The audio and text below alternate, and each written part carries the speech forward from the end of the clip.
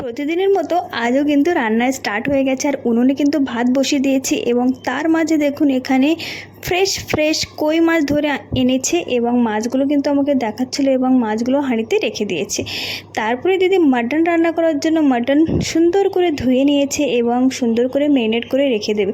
তার জন্য দিদি প্রথমে লবণ, পরিমাণ মতো হলুদ এবং লঙ্কা পাউডার, জিরা পাউডার এবং সমস্ত রকম মশলা দিয়ে নিয়েছে, আদা বাটা, জিরে বাটা এবং পরিমাণ মতো টক দইও দিয়ে সরষের তেল দিয়ে সুন্দর করে ম্যারিনেট করে রেখে দিয়েছে। এবং দেখুন মাটন রান্না করা কমপ্লিট হয়ে গেছে এবং আমি আর দিদি যেহেতু মাটন খাই না তার জন্য আমাদের ইলিশ সর্ষে করছে দিদি।